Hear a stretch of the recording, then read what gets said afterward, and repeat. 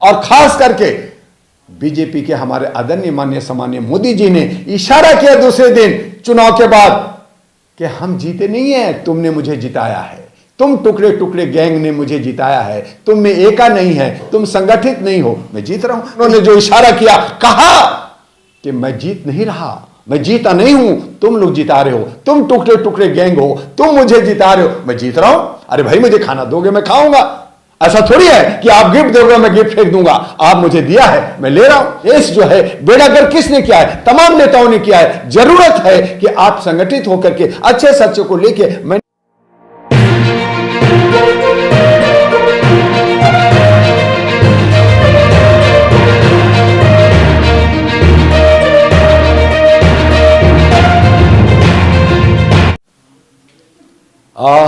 अब इस तमाम जर्नलिस्टों और आपके चैनल्स को धन्यवाद करते हुए, कल हम लोगों ने विश्व मानवाधिकार दिवस बनाया, मानवता की बात की।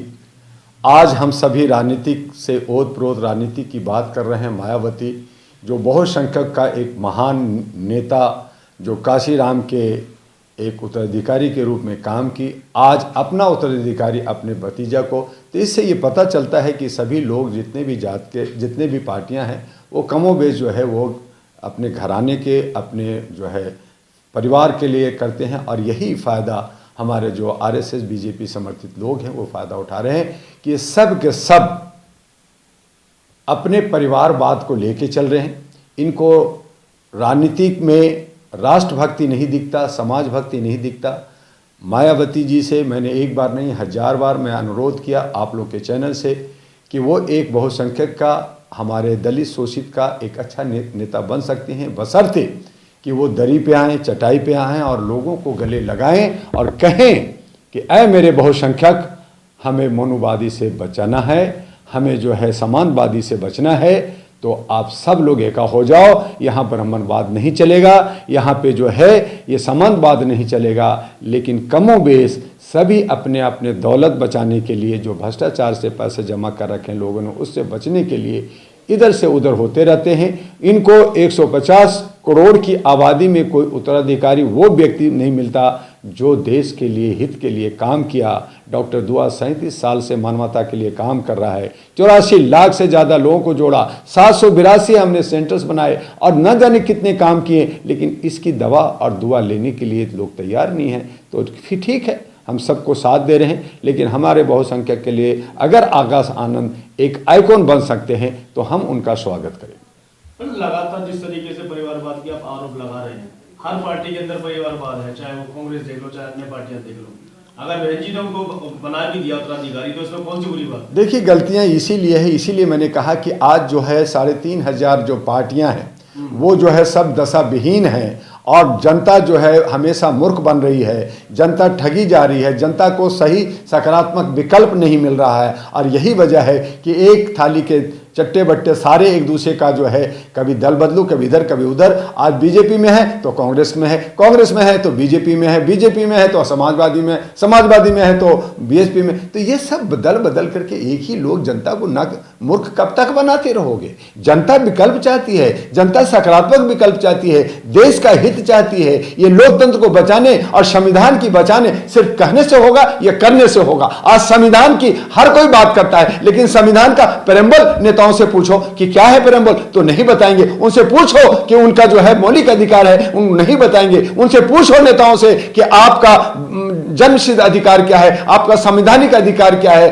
आपका समता का अधिकार क्या है, आपका यूनिवर्सल अधिकार क्या है, तो कहेंगे मुझे नहीं मालूम। अरे चलो छोड़ दो, उनसे पूछो जन गण मन एक राष्ट्रीय गान गा दो, आप उसको भी नहीं गा सकते ठीक से। तो ऐसे देश नहीं चलेगा। देश जो है बेड़ागर किसने किया है? तमाम नेताओं ने किया है। जरूरत है कि आप संगठित होकर के अच्छे सच्चे को लेके, मैं नहीं कह रहा कि आकाश आनंद जो है योग नहीं है, वो योग हो सकते हैं, काम कर सकते हैं, लेकिन मैंने कहा कि जिनको भी चाहे विरासत में मिले या ना मिले, उनको चटाई पे आना होगा, उनको दरी पे आना होगा और तमाम लोगों को, बुद्धिजीवियों को और नौजवानों को, महिलाओं को संगठित करना होगा। अगर वीआईपी कल्चर में चलोगे तो आपको हम लोग नेता नहीं मानेंगे और आप हमेशा हारोगे।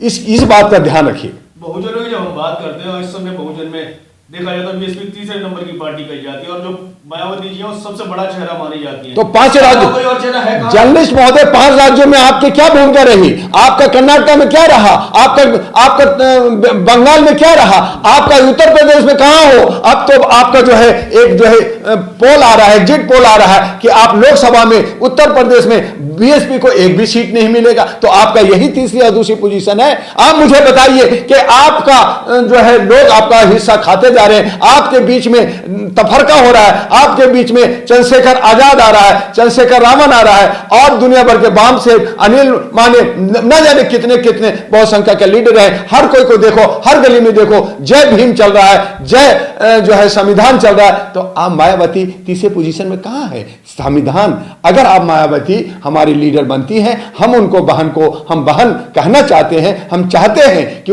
जो है नॉर्थ इंडिया का जो है वो राजकुमारी बने और साउथ का जो एक हजाम नाई है वो स्टैलिन जो इंडिया गठबंधन में गया है वो हटे और वो साउथ का राजकुमार बने। राजकुमारी को हम जयघोष करेंगे, लेकिन वो समता के साथ चलें और हर जनता को चटाई और दरी पे बैठ करके बात करें। अगर वो वीआईपी कल्चर में रहेंगे, लोगों से बात नहीं करेंगे, पैसा लेन देन की बात होगी, तो ये आपकी पार्टी कहां होगी? इस बात का सोच लीजिए। आज कांग्रेस खत्म हो रही है, बाकी पार्टियां खत्म हो रही है। आपने किसी एक को बढ़ाया है तो किसने बढ़ाया? हमारे आदरणीय माननीय सामान्य मोदी जी। हालांकि मैं बीजेपी का हमेशा खिलाफ रहा हूं, बीजेपी को हराने की बात लगातार कर रहा हूं, लेकिन फिर भी उन्होंने जो इशारा किया, कहा कि मैं जीत नहीं रहा, मैं जीता नहीं हूं, तुम लोग जिता रहे हो, तुम टुकड़े टुकड़े गैंग हो, तुम मुझे जिता रहे हो, मैं जीत रहा हूं। अरे भाई मुझे खाना दोगे, मैं खाऊंगा। ऐसा थोड़ी है कि आप गिफ्ट दोगे मैं गिफ्ट फेंक दूंगा। आप मुझे दिया है, मैं ले रहा हूं। तो गलती किसकी है? गलती जो है ये टुकड़े टुकड़े गैंग, ये बहुत सारे बहुसंख्यक लोग, ये जो बिखरे लोग हैं, ये जो असंगठित लोग हैं, ये असंगठित पार्टियां हैं, वो जो है आप जो है जिसको विरोधी कह रहे हो, जिनसे को आप कहते हो कि नहीं होना चाहिए, और वो हमारे पे ईडी, इनकम टैक्स और ये जो है भ्रष्टाचार का जो है रोप लगा के जेल भेज रहे हैं, तो आप ही तो अपने पांव काट रहे हो, इसलिए जा रहे हो। आपके पास कोई ऐसी योजना है कि जितने ये हमारे पास, मैं एडमिनिस्ट्रेशन, मैं जुडिशियल, मैं आईएएस छोड़ा, सीए छोड़ा, लॉ छोड़ा, एलएलबी, एलएलएम सारा चीज छोड़ा। उसके बाद में मैं 37 साल से मानवाधिकार का रिफॉर्मर हूं भारत का। मेरे पास सभी प्रोजेक्ट्स हैं कि मुझे किस तरह से सुशासन जनता को देना है, और जनता को सबसे पहली बात है कि नफरत की राजनीति से बाहर आना होगा, जात धर्म को घर के अंदर रखना होगा, और एक ये मानना होगा कि भारत के अंदर या पृथ्वी के अंदर दो ही जात है, एक नर और एक नारी, और उसको नर और नारी को जो आज आरक्षण की बात हो रही है, उसको जो है नर को आधा दे दो और नारी को आधा दे दो, 50-50 कर दो, दोनों खुश। घर के अंदर एक मियां और बीवी दोनों को 50-50 100% मिल गया। लड़ाई किस बात का? न जात होगा, न धर्म होगा। हमारा राजधर्म के नाम पे अगर हम काम करें, सुशासन की बात करें, हमारी जो मुख्य मुद्दा बेरोजगारी है, भुखमरी है, हमारा जो स्वास्थ्य है, शिक्षा है, सुरक्षा है, इन पे बात करके इस पे पूरा प्रोजेक्ट बना करके जो अच्छे सच्चे लोग हैं, ब्रिलियंट लोग हैं, इकोनॉमिस्ट लोग हैं, हमारे भारत के अंदर कम है क्या? वो सारे पढ़े लिखे लोग विदेश चले जाते, क्योंकि हम मान सम्मान नहीं मिलता। अगर हम मान सम्मान देंगे अपने नौजवानों को, तो हमारे नौजवान हमारे देश को खुशहाल बना सकता है, विकसित बना सकता है, तब हम विश्व गुरु बनेंगे, तब सोने की चिड़िया बनेंगे। लेकिन हमारे जो खाओ लोग हैं, लुटेरे लोग हैं, ये जो बंटवारे कर करके लोमड़ी की तरह जो है राजनीति कर रहे हैं, तो ये सब जो है नफरत, जात पात में बांट कर करके, मानवता को कुचल कर करके, ह्यूमन राइट्स को कुचल कर करके ये जो राजनीति कर रहे हैं, इससे हमें अलग हटने के लिए हमारे पास पूरा स्कीम है। आइए, डॉक्टर दुआ के पास दवा भी है, दारू भी है और इंजेक्शन भी है, सब कुछ है, हम आपको देंगे। लेकिन सवाल यह है कि आज समाज के अंदर अच्छे सच्चे लोगों की इज्जत नहीं होती है, उनको जेल भेज दिया जाता है, उनके मुंह बंद कर दिए जाते हैं, उनके बोलने की अभिव्यक्ति पर रोक लगा दी जाती है, और चोर उचक्के जो है राज करता है। तो ये व्यवस्था हमारे नौजवान और हमारे जो आज की जो जनरेशन है, नए जनरेशन है, उन्हें समझना होगा और अपने देश को बचाने के लिए आगे बढ़ना होगा। क्या एमयू दुआ को ईडी सीबीआई से डर नहीं लगता? किस लिए? अगर मुझे डर होता तो मैं बहुत सारी चीजें छोड़ता ही नहीं। मुझे आज मुझे कल मरना है, आज मर जाऊंगा।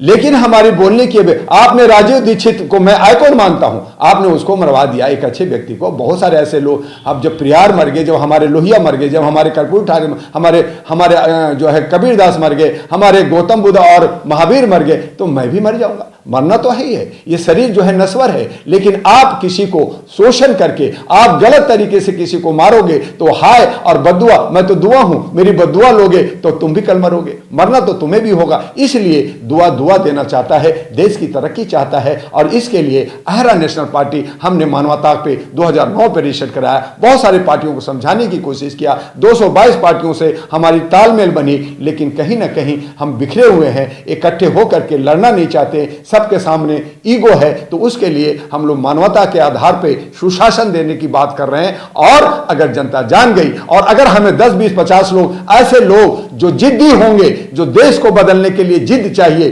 संगठन चलाने के लिए जिद चाहिए, आपको पार्टी चलाने के लिए जिद चाहिए, आपको खाओ और लूटो और खाओ वाले लोग नहीं चाहिए। तो जिस पे जिद होगा, जिस पे जिल होगा, जो लोग अपना रोटी खा करके, सूखी रोटी खा करके, चना खा करके देश हित में काम करना चाहेगा, डॉक्टर दुआ के साथ होगा। और डॉक्टर दुआ, हम अपने देश को खूब सुंदर और खुशहाल बनाना चाहते हैं, उसके लिए हमारे पास प्रोजेक्ट है, जरूरत है थोड़ा सा आगे बढ़ने का। 5 राज्यों के जो नतीजे आए उसे देखते हुए 24 में कैसे बीजेपी को रोक पाएंगे?